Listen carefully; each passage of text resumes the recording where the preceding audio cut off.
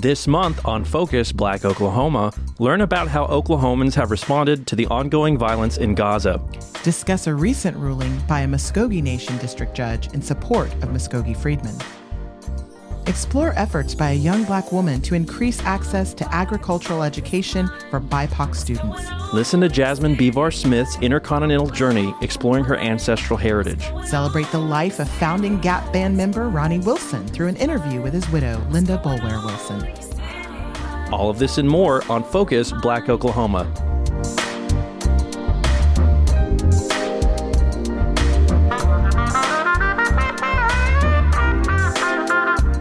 Focus Black Oklahoma is sponsored by Phillips Seminary's exhibition of Indigenous Voices, Sacred Storytelling and Resistance, featuring the art of Johnny Daikon through January 5th on its Tulsa campus. WhereFaithLeads.com.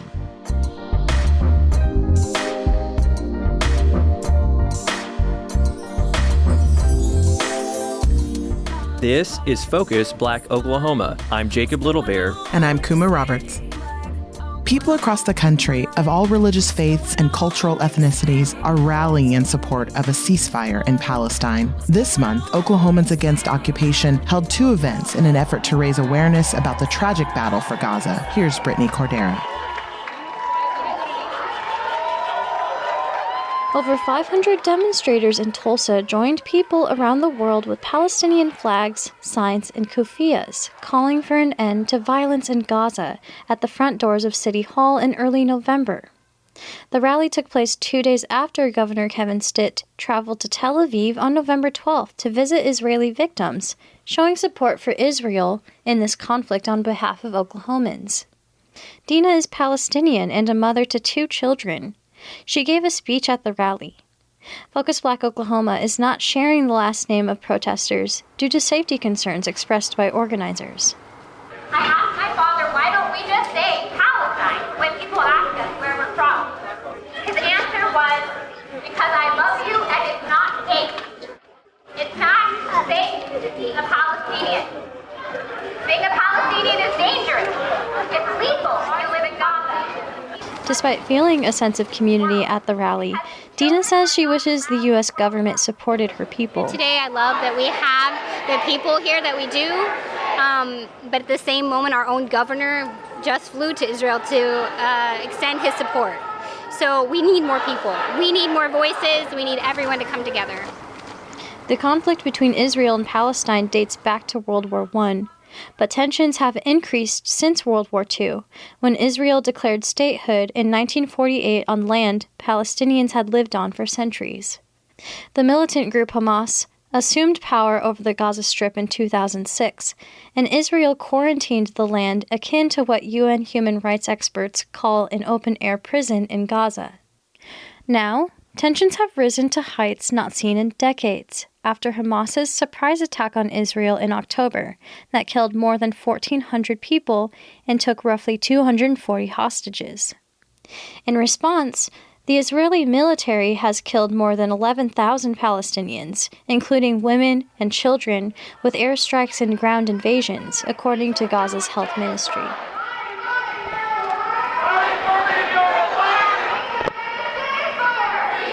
President Joe Biden and the U.S. government support Israel in the conflict. Recently, the House of Representatives voted in favor of sending over $14 billion in aid to Israel. The rally was organized by a grassroots organization called Oklahomans Against Occupation. Another demonstrator named Dwael says he doesn't want his tax dollars going towards the killing of his people. So hopefully we can influence our politicians to use our money in the right place, in a humanitarian way, instead of killing our children and women in Palestine. Dwael says he is proud of his community in Tulsa. We have a lot of people from Oklahoma, from different religions, from different nationalities, locals, joining us here today in this protest. I'm proud to be an Oklahoman. The following week, Christians and Jewish people stood side by side with Muslims at a candlelight vigil for the martyrs of Palestine at Myriad Botanical Gardens in Oklahoma City. One Jewish demonstrator named Jake gave a speech at the vigil, criticizing Israel's attacks against Palestinians. This is not what Judaism means to me. I condemn every action taken by the Israeli apartheid state. And most of all, I wholeheartedly support the Palestinian people. We have a responsibility to keep the poison of Zionism away from the long, beautiful history of Jewish tradition. Never again doesn't just mean never again for Jews. Never again means never again for anyone. No genocide. Never again. Jake says he finds solidarity in this community.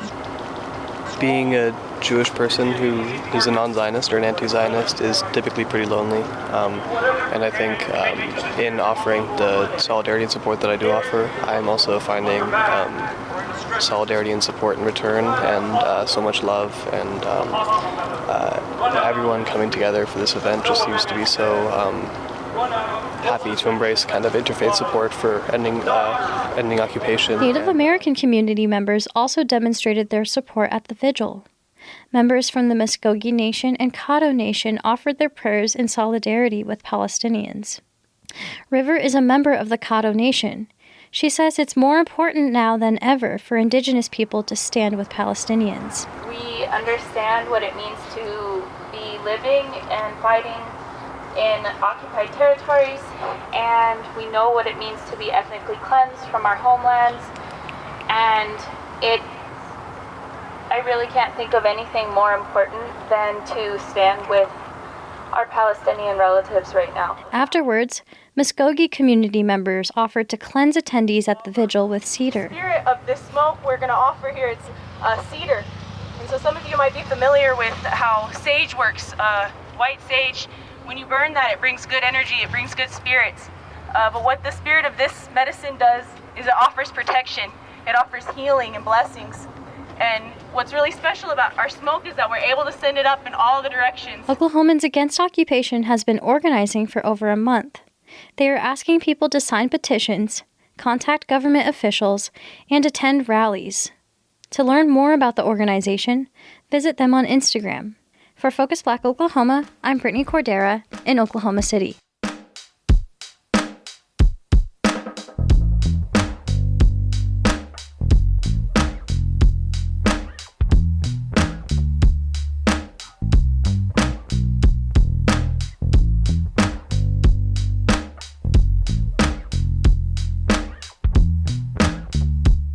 In a landmark ruling with far-reaching implications, a Muskogee Nation District Judge in Oklahoma granted citizenship to two descendants of enslaved Africans, historically known as Creek Freedmen. This decision, aligning with the tribe's Treaty of 1866, not only overturns previous denials of their applications, but also sets a precedent for acknowledging the rights of hundreds of other Freedmen descendants. Here's Carlos Moreno with the ruling. Creek Freedmen celebrated a great victory earlier this year following the decision of a district judge for the Muskogee Creek Nation, ruling in favor of citizenship for two descendants of Creek tribal members with African ancestry, Rhonda Grayson and Jeff Kennedy. If upheld by the Creek Nation's Supreme Court, the decision paves the way for citizenship for Creek Freedmen. And yesterday,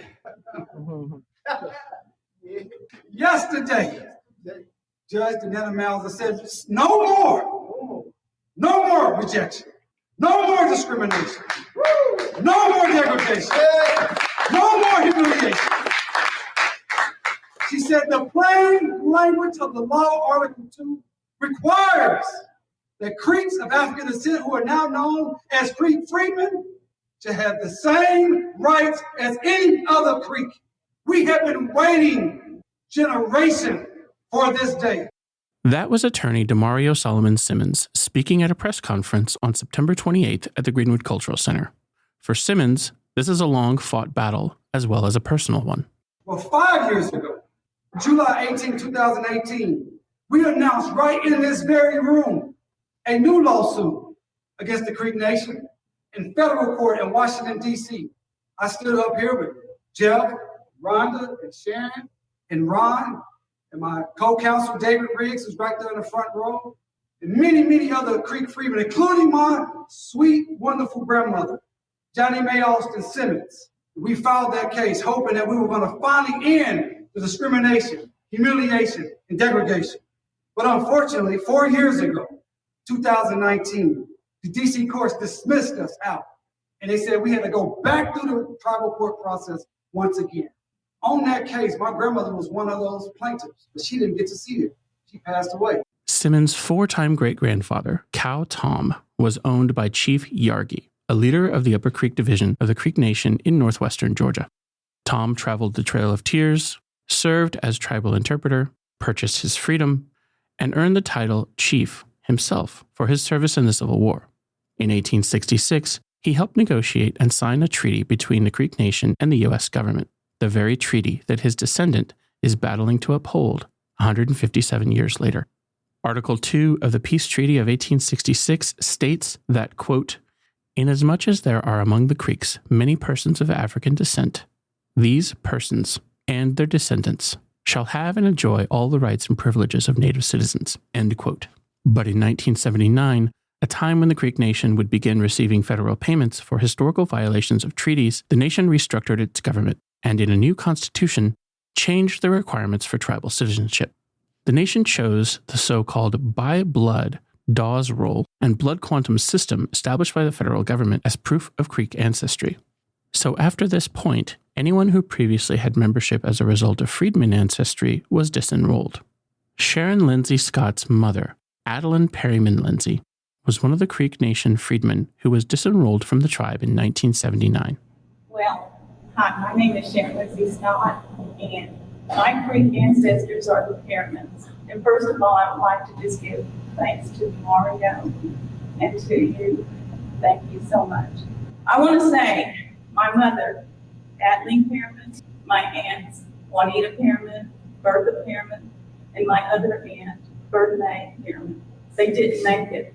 I took this journey up for them, hoping that I could get it done before they passed away, but they didn't get to see this happen. That was 20 years ago. And so with an humble heart and just grateful to the Lord Jesus Christ for everything that he's done, I say, I'm happy. I'm blessed. Justice for Lindsay Scott would mean acknowledgement of her Creek ancestors and the Perryman's rightful place as one of the founding families of Tulsa. For Vanessa Adams Harris, Director of Outreach and Alliances at the John Hope Franklin Center for Racial Reconciliation in Tulsa, a key to understanding this issue is to carefully examine identities around political citizenship, race, and family. Part of this that people keep getting confused with is to be a citizen of a native nation is to be a citizen of a nation, period. To be considered part of the family structure of tribal identity is a blood tie. That's real simple. So one thing has nothing to do with the other. And so because we haven't ever in Oklahoma, probably Oklahoma history, haven't really broke down the structure and nature of slavery and how that was practiced and what it meant to whomever, it still accomplished the same thing, was this disingenuous attitude against people of African descent. Marilyn Vann is founder and president of the Descendants of Freedmen of the Five Civilized Tribes Association. Vann, a Cherokee tribal member with mixed African, Cherokee, and Chickasaw ancestry, founded the organization when she and a few of her family members attempted to enroll as members of the tribe in 2001. At the time, they were not aware that they had stepped into a political and legal battle. I was very surprised to get this rejection letter. Now, the job that I had with the federal government wasn't a pure engineering job. I did a lot of legal research, and so I began to spend a lot of time in law libraries, like on the weekends and things. And so and there was some stuff on the internet, but not certainly as much as now. So I figured out after doing some research that this business with freedmen and keeping people out of the tribe was just some kind of a scam to reduce the number of people of African ancestry in the tribes. Vann discovered that in the 1880s, the Cherokee Nation changed its citizenship law, requiring that members of the tribe could only be direct descendants of individuals listed on the Dawes Commission of Final Rolls in the Cherokee by Blood section, excluding members listed in the rolls as freedmen. In the 2000s, a series of legal decisions went back and forth, declaring Cherokee freedmen citizens again, and then reversing that decision. Finally, in 2017, U.S. District Judge Thomas F. Hogan ruled that, quote, the Cherokee Nation can continue to define itself as it sees fit, but must do so equally and even-handedly with respect to Native Cherokees and the descendants of Cherokee freedmen, unquote.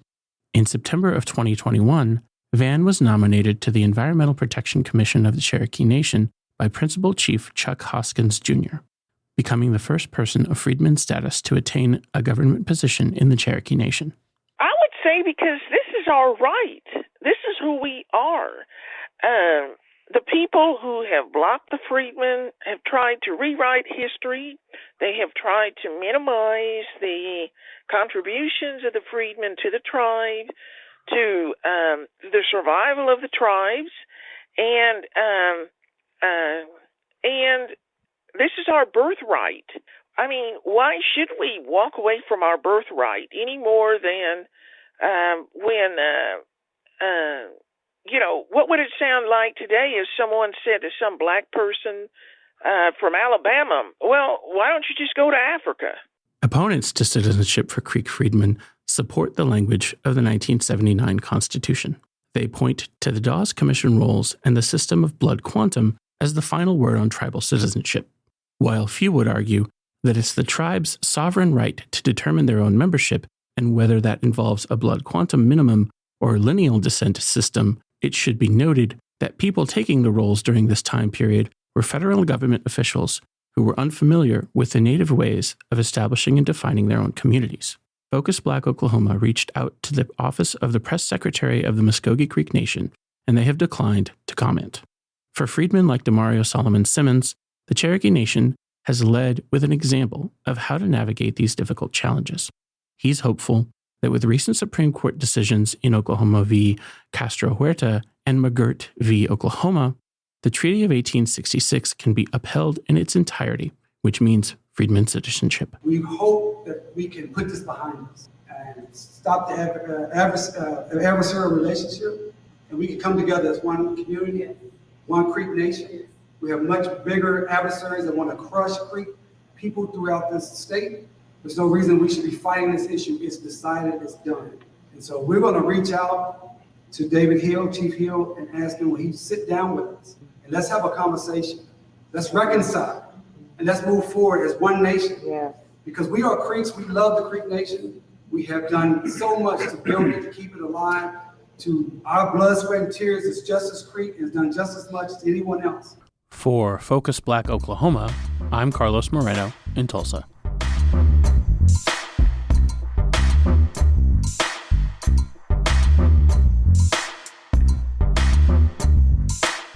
Would you like to pitch a story to FBO? Or work with us as a correspondent? Please email us at contact@focusblackoklahoma.com.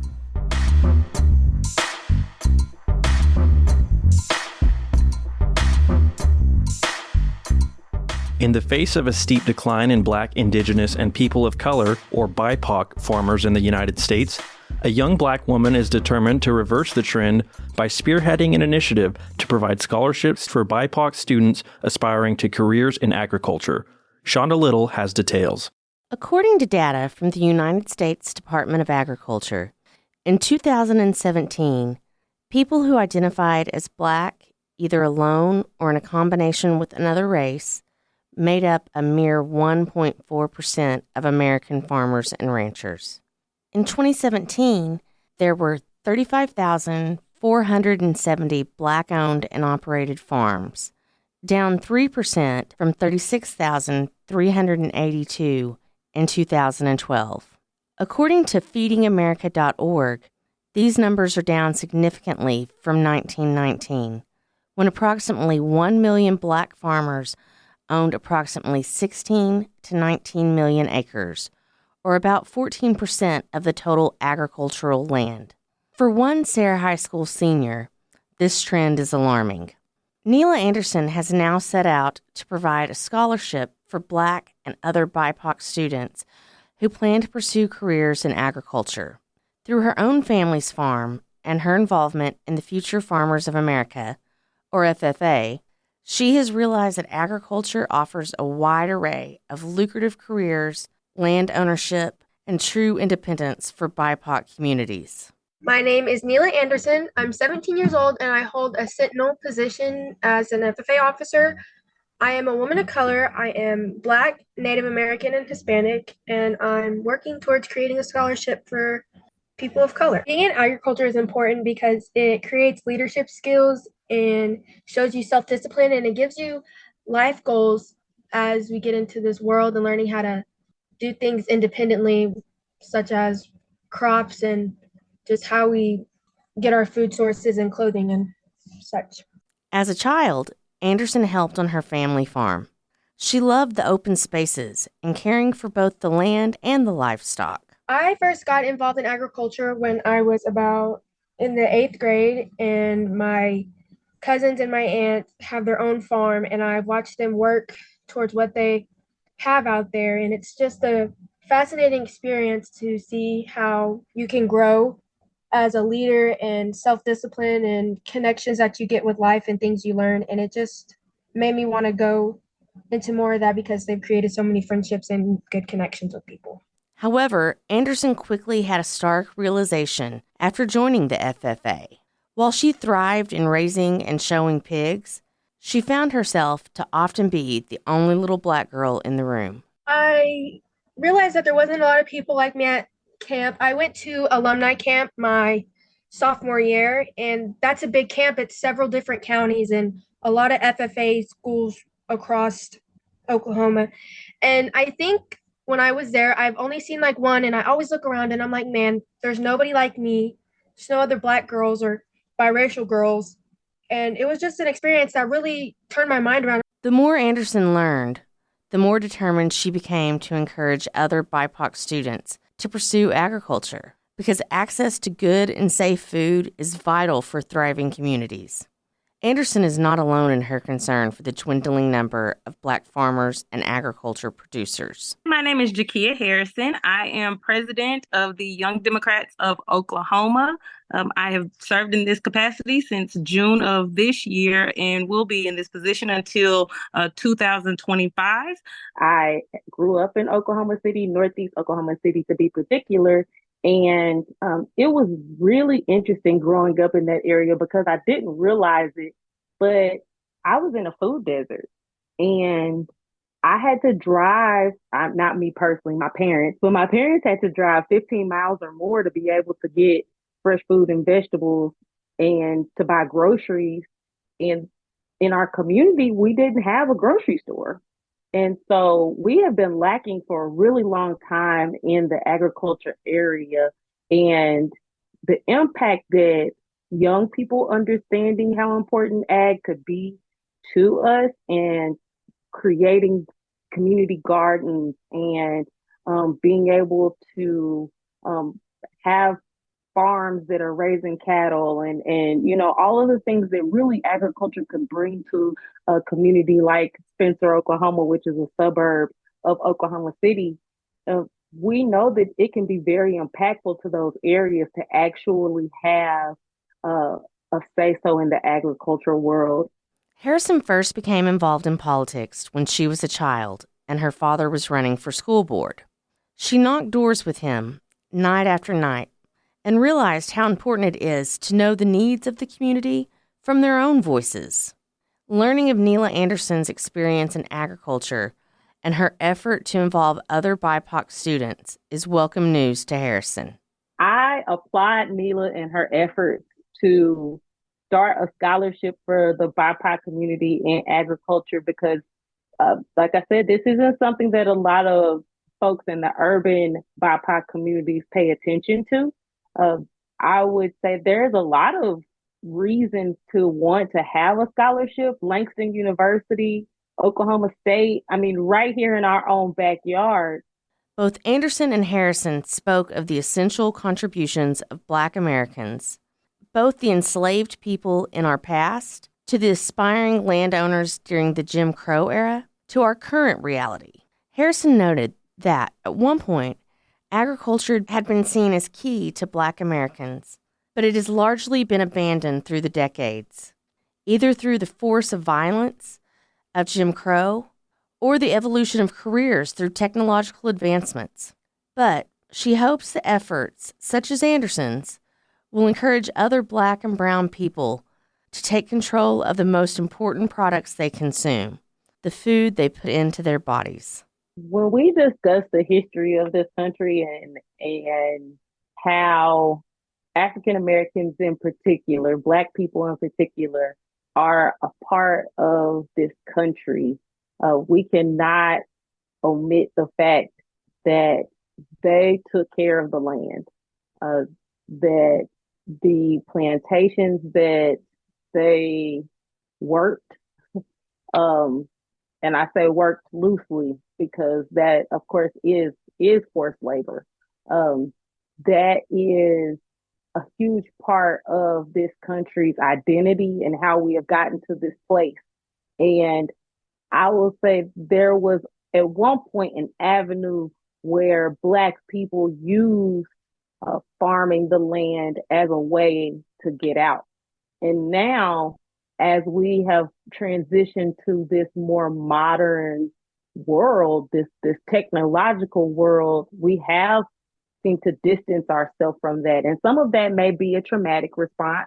Some may be because of just, like I said, the evolution of the world and this country. But we cannot negate that fact.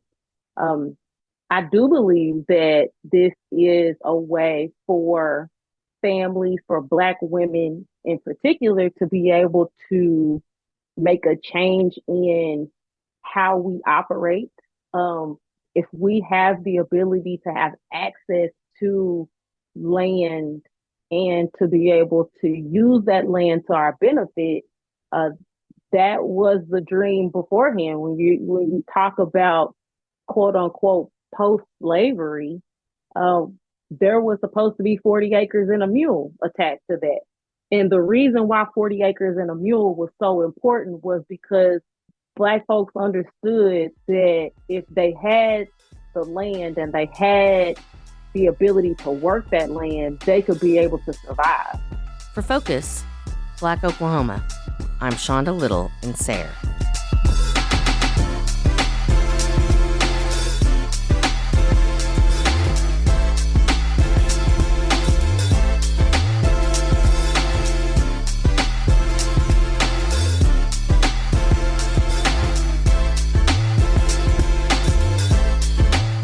In the spirit of Sankofa, looking back to move forward, Jasmine Bevar-Smith shares a deeply personal journey of discovery and connection. Jasmine's story is a testament to the power of exploring one's roots and grappling with the profound impact of connecting with one's heritage. This story is the first part of a series dedicated to travels to Africa. You will be hearing from some of my friends and others from Tulsa about their experiences in Africa with an extra focus on Ghana. I was raised the majority of my life as a Black woman. I didn't come to know that my unique genetic makeup included other heritages until I was 27 years old. At this age, I found out that my biological father, whom I had never met, was born and grew up in Brazil. It would be another 10 years on my first trip to Ghana before I would be fully impacted by understanding my ancestry. After tracking down my dad on Facebook, I submitted a DNA profile kit, which surprisingly revealed more than 30% of my DNA originates from Portugal. Another 30% was dispersed throughout West Africa, with no one country totaling more than 6%. After sharing the results with my biological dad, I learned that his family, though it originated in Recife, Brazil, heralded from Portugal many, many decades ago. Still, not quite processing this information, I tucked these facts away in my memory bank. Though I have only recently ventured to Ghana in 2022, my first trip to the continent of Africa was actually in 2009. With Women Empowering Nations, whose executive director is Carlisha Williams-Bradley, I traveled to the Gambia, West Africa, along with 20 others to host a young educational workshop for school-age boys and girls. It was amazing. For 10 days, I was completely enveloped in more than 90 students' lives. We focused on education, but learned about their trials and triumphs simply trying to get to graduation. On this trip, Carlisha and I grew to be good friends and returned in 2011 to a different school with our friend Don Brown. During this second trip, we spent much more time immersed in local culture. That was the cherry on top for me. Carlisha shares her experience landing in the Gambia for the first time in 2007. Next, you'll hear her share about breaking the stigma of visiting the continent of Africa. I distinctly remember when I got the phone call that that's where we were going, for one.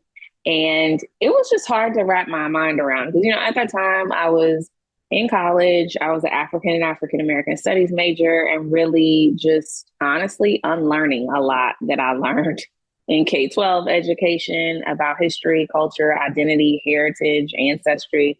And so the moment and experience of being able to go, first of all, was just, amazing. But I think that secondly, to know that it was where I was headed, the preparation was more of like, okay, here's what to pack, here's all the things. But no one can prepare you for just the spiritual awakening that type of experience has on you. Even now, when I prep people to travel with us, I'll tell you what to pack, I'll tell you what to bring, but also just to be open, to receive, to be in a state where, you can let go of whatever you're carrying with you from the United States. It is just like a whole nother place of being. There is such a stigma in the Black community around the continent of Africa and the United States in general. It's the thought of, oh, you're going to go over there, you're staying in a village on a dirt floor, kids are malnourished, all of the misconceptions that individuals have about truly an entire continent. When people talk about Africa like it's a state, like, really? It's just fascinating the limited amount of information that many people have in today's day and age. So I think that more so than anything, when people, especially when I first started going and people were realizing I kept going back, I'm posting about these experiences, I'm trying to take people and kids, it was to build trust in them and to share with them more of what it really looks like over here, what it is like, how are people living, that we are more alike than we're different, that this truly is home for us. In December 2022, my close friend Jeanette Biles, an entrepreneur from Tulsa, now living in Washington, D.C., and I ventured to Ghana for a 10-day upgraded cultural immersion trip, inclusive of a music festival and New Year's Eve party. Perfect for my 38th birthday. There was a group of 7 of us, mostly strangers, and everyone's first time in Ghana. Here, Jeanette shares about her arrival to Ghana and preparing for the trip. So I didn't have my visa together. And there was a gentleman that waited for me as soon as I got off the plane, went step by step with me to get my visa at the airport. He was so nice, so patient. Like, everybody was really cool, very patient. And then everyone, like, literally, as I walked out of the airport and I was, with other people, everyone was saying, welcome home. And it really felt like a homecoming. It did. It was like, I don't know what to anticipate. I was nervous, very nervous, because in my mind, I was thinking, oh, well, these are my people. I shouldn't have any issues, right? And then everything started to, fill my head, malaria or, being jumped or, just the crazy things that happen in America to women. And when we got to Ghana, all of that kind of faded away. It was like a different world. I felt happy. That was the one thing that I felt like I made it. I came back, y'all. I'm here. I realized that I was the only person in my family that has returned to Africa. So I knew it was going to be a really big deal emotionally for me. I just couldn't, it was hard to prepare. It really was. I am one of those people that kind of steps into my fear. So I may never show my fear, but I was definitely stepping into some fear because the unknown is something you can't judge. You can't put your finger on, but you got to just know that if everything is going smoothly, you're supposed to go. So I had nothing go wrong. The first few days in Ghana were remarkable. I felt as though my body took a deep breath for quite possibly the first time ever. Being surrounded almost 100% by Black people, Black commerce, and Black art was overwhelming and refreshing. Everywhere I went, there was a feeling of akwaba, the Twi word for welcome. Imagine walking freely without fear of racism or misunderstanding on the basis of race. Jeanette describes feeling seen walking through the market. It was more like akwaba. It was more, of those things where they acknowledge your presence as opposed to being invisible in America. I can't tell you how many times that I felt invisible in a boardroom, at work, where you really feel like you have to demand your presence. And with Ghana, maybe it's because you're American, but I felt like I was seen. I felt like I was heard. I felt like they acknowledged our presence because they're like, oh, these are our children. Day 3 is when I unexpectedly had to come to terms with my heritage and the conflicts of my ancestors. Our group visited one of the oldest villages in Accra, Jamestown. Today, it's known for its many boxing gyms, fishing community, and local graffiti art that covers the colonial buildings of the past. At Fort James, the town mayor led us through a former prison site with small, unkempt cells. My spirit felt heavy. This no longer felt like a vacation.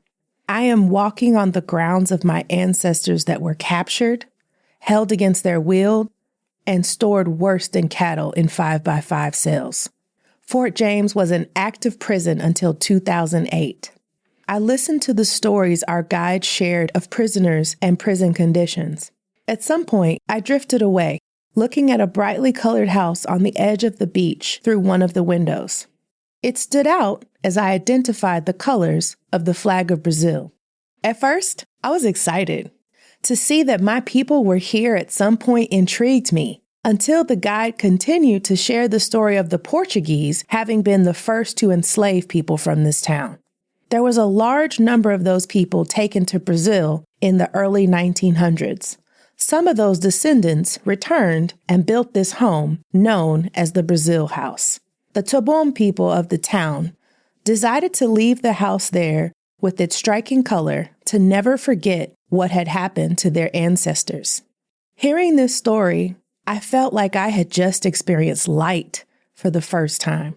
This was the first time that I was confronted with the idea that one side of my ancestors enslaved the other. My mind couldn't process any other thoughts. I cried the rest of the tour and bus ride back to the hotel. I wasn't ready for this. I'm thankful that the rest of the group offered me empathy at this moment, being the only multiracial person on the trip.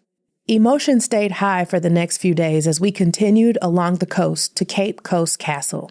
Like other castles on the coast of Ghana, Cape Coast Castle is actually a dungeon where Africans were imprisoned before they were herded onto boats and shipped to ports where they were sold and forced into labor. On the way to the castle, our trip coordinator arranged for us to visit the historic Last Bath site. To honor our ancestors' journey, we removed our shoes and walked the dirt path to the river. We were informed that at this point, some ended their journey by jumping into the unswimmable rapids.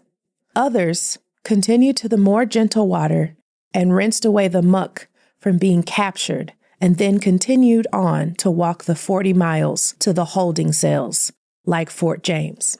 Jeanette shares her experience. To take your shoes off and walk the same path that your ancestors did to the Last Bath was very eye-opening.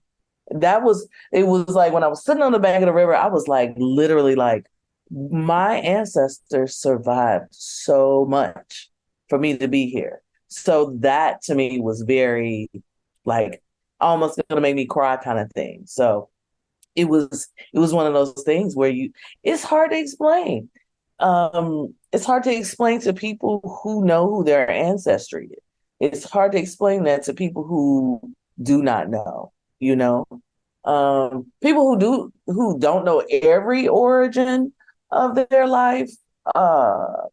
you can go find it. Maybe it's written down somewhere, but African Americans, our history is lost. And, part of it is going back home to find yourself or to find your ancestors I feel like, everybody needs to go. Everybody needs a free ticket.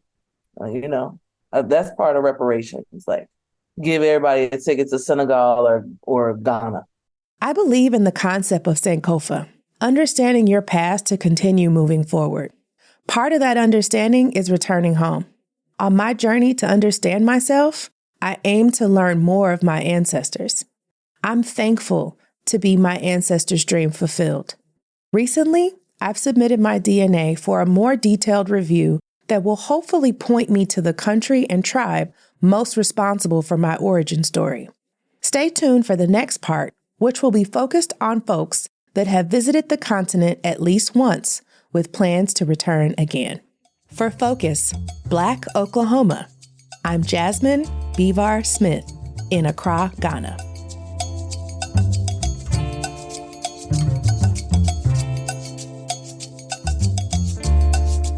You're listening to Focus Black Oklahoma.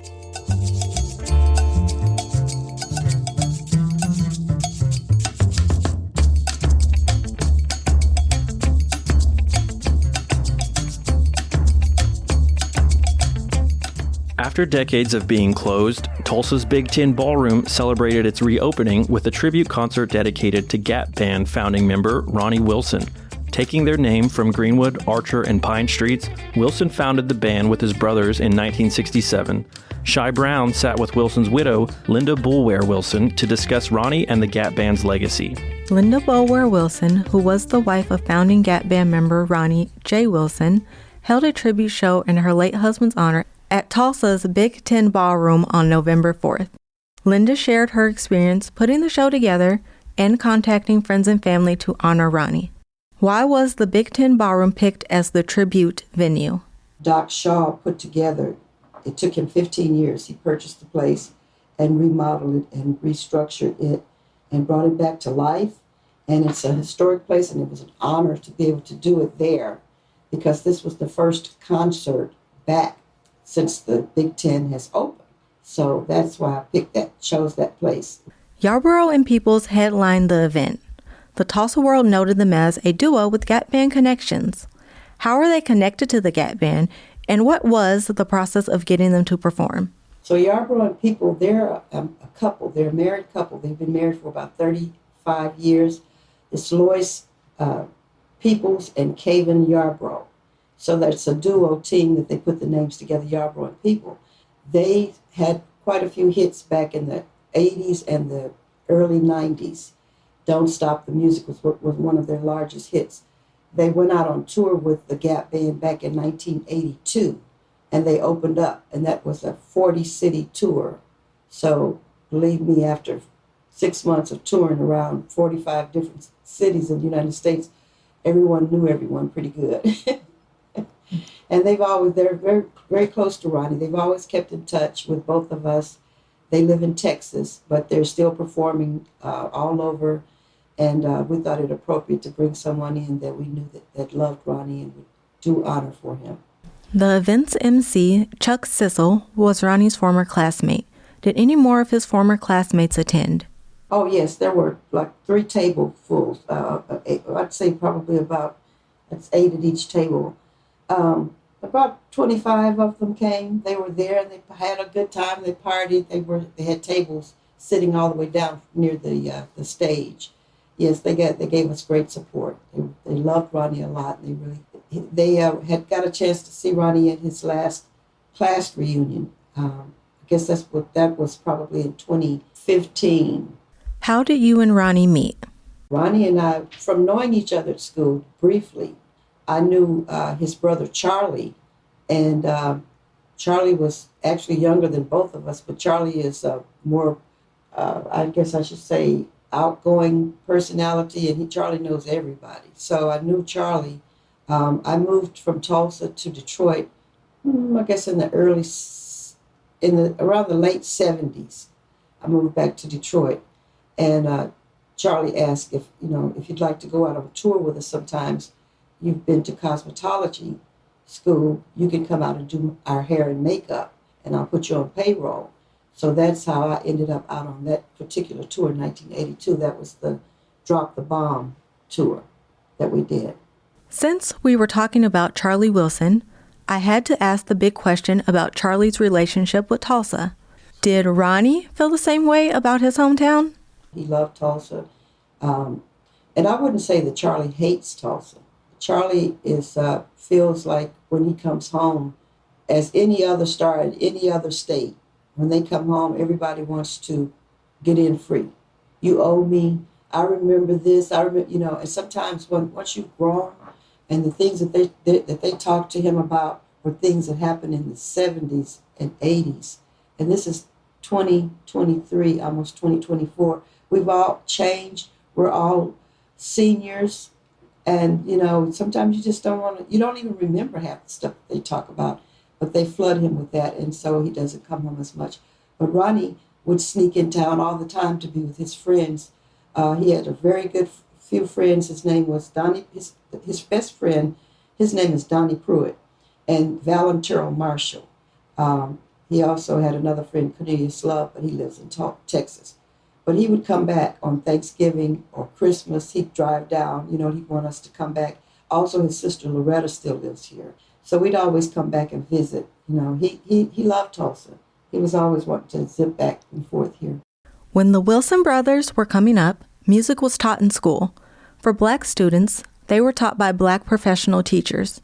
How important do you think it is for music to be taught in schools that are predominantly Black? Black students were taught by Black professional teachers, that they were. They took more pride in us. They took more pride and they took more time, period, with helping with lessons and rehearsals. And they pretty much knew our parents back in those days, in the 60s and 70s. So they gave us more attention, the Black teachers, to the Black students. They wanted us to survive and to not just survive, but to succeed in life. And we had some of the best teachers that I've ever known of in my life at Booker T. Washington in the 60s. And I can truly say that. They were phenomenal. They were phenomenal. They made sure that we learned. They knew our parents so they could follow up with that. They demanded discipline, and but they also let us have fun. They knew us. They were more like us. So they are us. So it was easier. I don't even want to imagine going to school, to have been to school, my elementary, junior high, and high school with teachers other than black teachers, Black educators. Being a Tulsa native, you saw firsthand the Gap Band's popularity and influence grow. For any upcoming Tulsa artist, what can they learn from Ronnie's legacy? Just to be diligent, hard work, stick at what you're doing. If you're talented and you really have it in your heart to succeed in the music world, to stay diligent and to, for sure, keep a straight head and completely stay off of drugs, because that influences a lot of musicians, especially at early ages.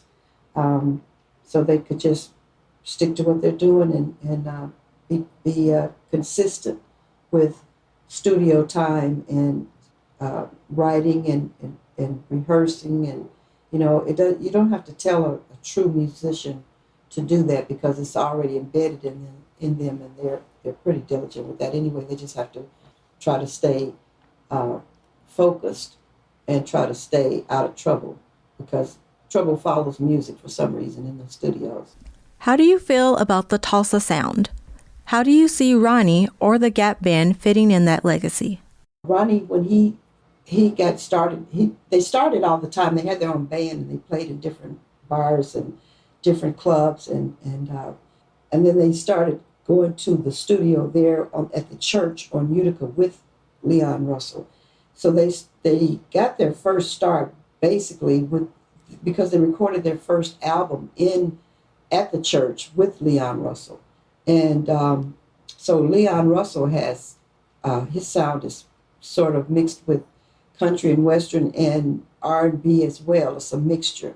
And I think that they had completely R&B, and at Young Artists they were just kind of collaborating and had a mixture. So it was just it made it. That's a good question, because the Gap Band had a different sound from any other sound during that time. What's your favorite memory of Ronnie? My favorite memory of Ronnie is so many, it's hard to say. The first one is of him playing his trumpet. I used to love to watch him play his trumpet on stage. He stands back on his legs. Everybody laughs about how he'd stand back on his legs, and he would just blow his heart out. He could really play the trumpet and the flugelhorn. The other memories is just his smile. He had such a warm smile. He was very, he was pretty much quiet, but once he got to know a person, then he was like one of the funniest guys you'd ever want to meet. Just silly and fun to be with, and always joking and laughing and falling down laughing. Just a really heartfelt guy that loved people. For Focus Black Oklahoma, I'm Shy Brown in North Tulsa.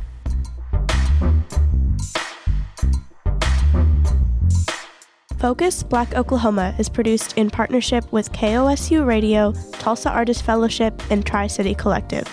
Additional support is provided by the George Kaiser Family Foundation and the Commemoration Fund. Our theme music is by Moffett Music. Focus Black Oklahoma's executive producers are Quresh Ali Lantana and Bracken Clar. Our associate producers are Smriti Iyengar and Jesse Ulrich. Our production intern is Shy Brown. You can visit us online at kosu.org or tricitycollective.com/focus-black-Oklahoma and on YouTube at Tri-City Collective. You can follow us on Instagram at FocusBlackOK and on Facebook at facebook.com/FocusBlackOK. You can hear Focus Black Oklahoma on demand for free at kosu.org, the NPR app, npr.org, or wherever you get your podcasts. Did you know KOSU accepts vehicles as a form of support? You get a tax deduction, and we'll take care of the rest. Visit kosu.org or call 855-277-2346.